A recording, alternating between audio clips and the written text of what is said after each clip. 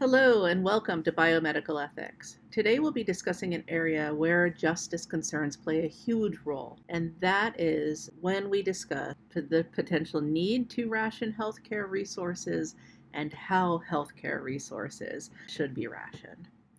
So this week I had you watch a documentary on how healthcare resources are rationed in the context of the United Kingdom. And it brought up important questions concerning the price of pharmaceuticals and what we should prioritize when we're discussing rationing.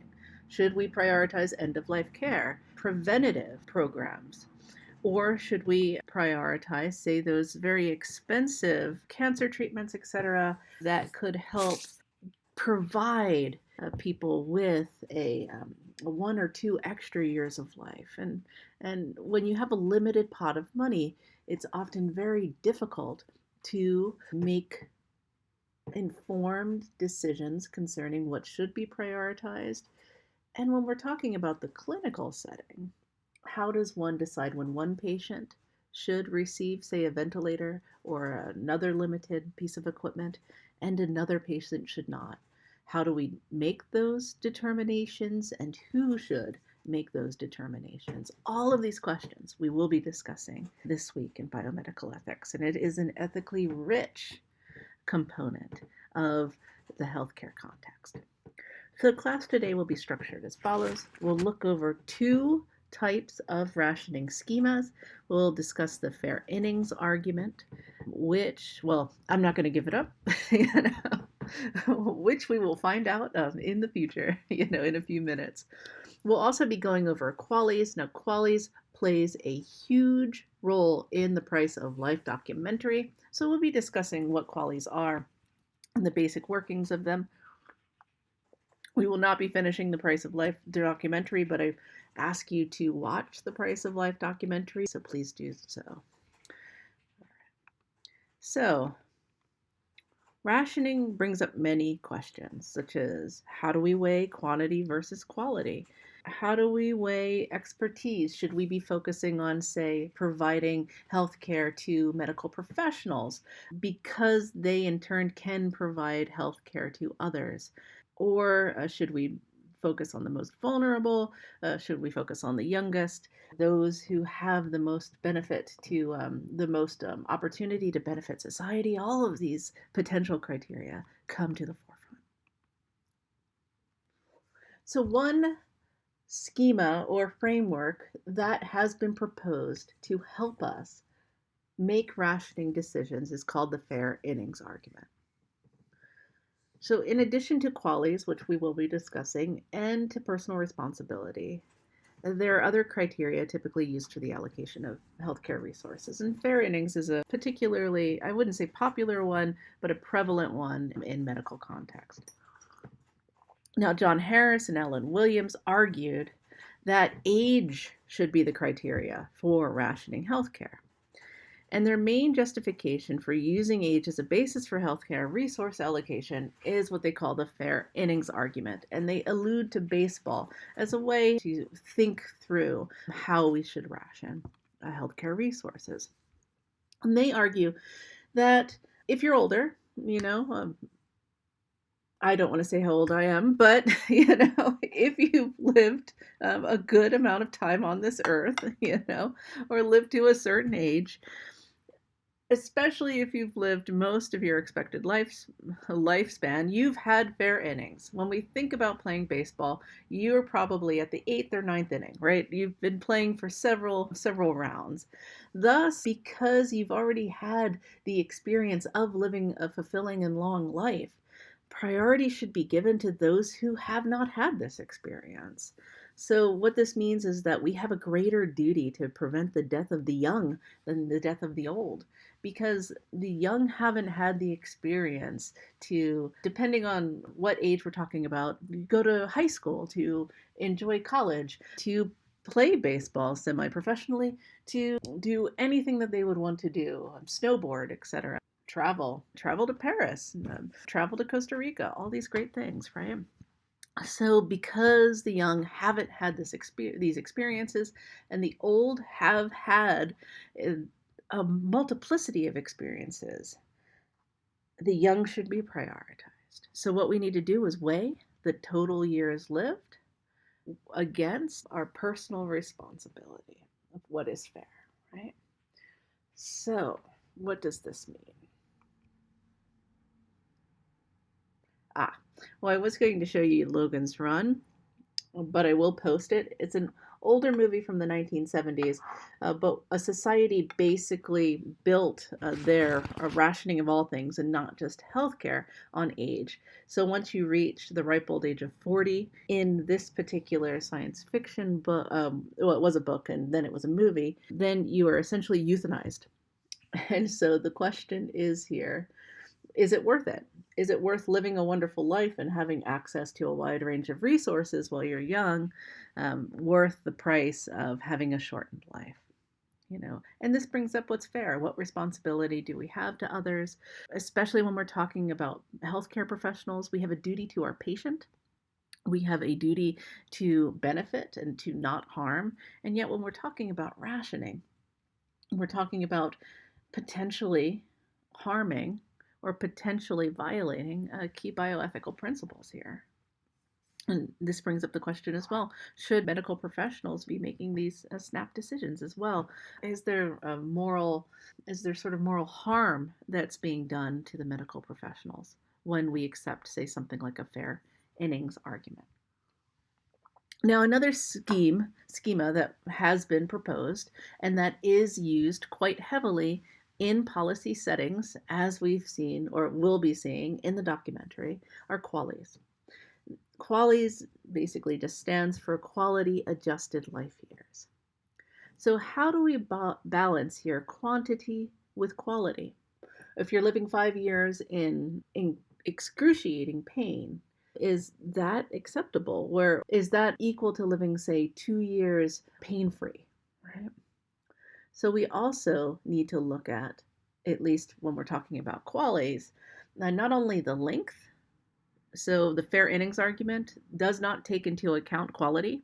So living, say, 70 years, no matter what state you're in, is seen as moving you outside of the realm of being an adequate candidate for for the obtaining of healthcare resources, whereas the young should be given priority irrespective of the quality of their life, right? But quality adjusted life years asks us to take a more nuanced look. Is a full life valuable if you're in excruciating pain, right? So here it's argued that citizens, regardless of age, have a right to a certain amount of social resources. And that's part and parcel of social contract theory. You are a member of a particular society and you have certain duties, right? You have certain duties to follow the law. You have certain duties to pay your taxes. You have duties to drive on the right side of the road, in the context of Pullman, right? But because you have certain duties, you also have certain rights. And certain rights include, at least in the United States, the right to life, liberty, and the pursuit of happiness, right? But also the right to a certain amount of social resources. And be that the resources to ensure that the road out front of your house is running properly and that the infrastructure is taken care of, etc. But social resources here could include healthcare resources. And so, with this in mind, the QALYs, or the quality adjusted life years, measure disease burdens. Well, it's built on the assumption that everyone should have access to a certain amount of social resources. But how many resources is at play here? So, the QALY is a measure of disease burden, including both the quality and the quantity of life lived. And it's typically used, as we'll see in the documentary, as an economic evaluation to help us assess the value for money of medical interventions. So you can think of the typical equation as the total length of extra years lived times the quality, and a number is provided to rank the quality of life from most in pain, etc., to least in pain, right, equals your QALY. Okay? So 2 years or 2 days at 40 Fahrenheit times 2 would equal 80 Fahrenheit. So years of life times utility value or the quality equals the number of qualities you have. So what this means is that if a person lives in perfect health for 1 year, the person will have one quality. 1 year of life and one utility value equals one quality. If a person lives in perfect health but only for half of a year, that person will have 0.5 qualities. 0.5 years of life times one utility value, 0.5 qualities. Conversely, if a person lives for 1 year in a situation with half utility, half of perfect health, right? You're in pain, arthritis, maybe a knee injury, etc. That person will have only half 0.5 qualities. 1 year of life times 0.5 utility value equals 0.5 qualities. And the idea with the quality is that qualities should be taken into account, and those with higher qualities should be given priority when we're making rationing decisions.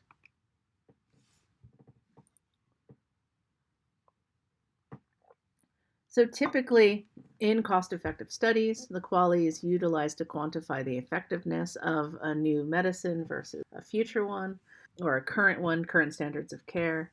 So the current standard of care is typically taken as the baseline, and the qualities gained from new or improved interventions are counted. So it's a nice, seemingly clean, although we can discuss how we obtain said information. Isn't quality subjective, right? We could ask, how can we put a number on quality of life? One person's 5 might not be another person's 5, right? Depending, and so forth and so on. But it is a seemingly objective measure to help us make very difficult decisions. Should we maintain the standard of care? But what about a new pharmaceutical that's coming out? If it improves life or a length of life or quality of life, then what's the quality associated with that new intervention versus the old intervention? So let's look at some examples. If a person lives for 3 years with a disease and the current standard of care for that disease means that he or she lives with a utility of 0.7, that person will have 2.1 qualities. 3 years of life times 0.7 utility value equals 2.1. But let's say a new standard of care is provided, a new pharmaceutical is developed, etc. The person takes this new medicine A, and this helps increase their utility level to 0.9. Now the person has 2.7 qualities. So in this instance, the benefit of the new medicine will be counted as 0.6 qualities, as this is the increase over the current standard of care. However, as you can see, the question then is it worth it? Let's say the new pharmaceutical product is twice as expensive as the current standard of care. Yes, it does increase the qualities from 2.1 to 2.7, but is the 0.4 increase in quality worth, say, an additional $30,000 per life year? So at what price point, this brings up, what price point is it acceptable? Oh, is it good to move qualities? Should we always adopt a medical intervention that increases qualities irrespective of the cost? Or when we're talking about rationing and limited healthcare pools, is the jump from 2.1 to 2.7 unacceptable at a $30,000? I'm just pulling that as a random number, but as a very expensive, let's say a $30,000, $50,000 additional cost per life year, especially when we're talking about pulling that money from somewhere else because we have a limited pool, be that end of life care, hospice care, be that preventative programs, etc. So even though this provides us with a very clear number to help us weigh the efficacy of new interventions, we can still question, it still brings up a whole host of issues when we're talking about rationing. So the fair innings argument, in addition to not looking at quality, also doesn't look at the potential increase in expenses.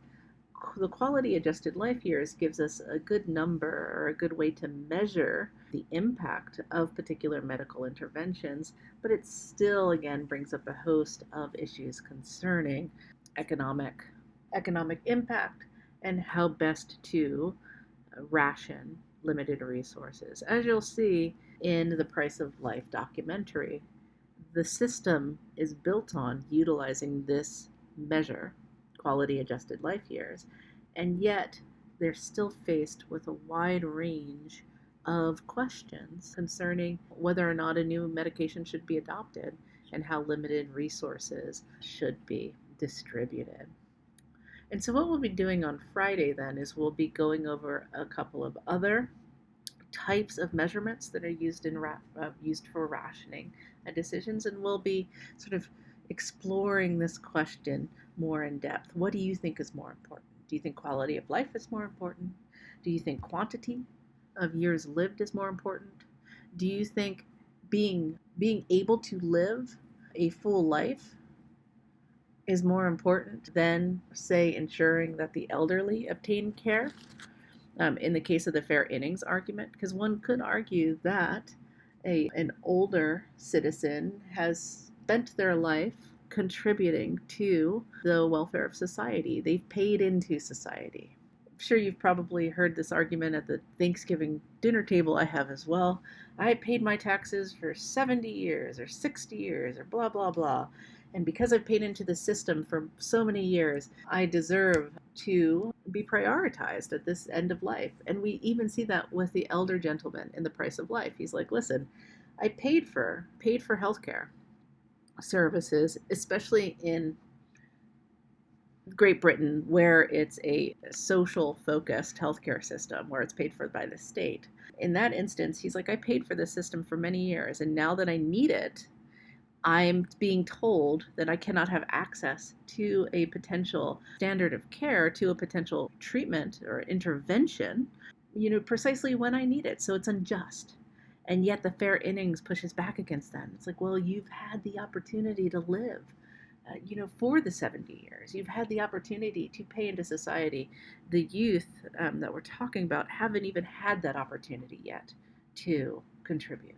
And as such, isn't that fair? Isn't it unfair to prioritize the elderly over the young? And so we have competing claims here. And how do we prioritize one claim over the other, especially when we're talking about what is fair and what is just?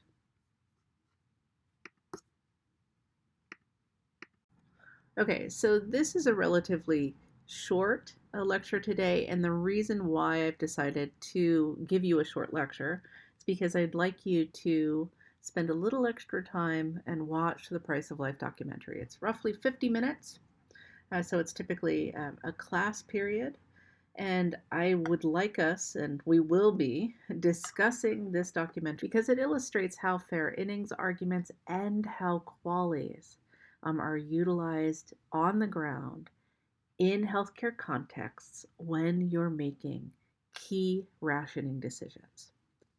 And hopefully we'll come to a consensus, but at least we'll come to better understand all of the factors that come into play here when you're making such decisions.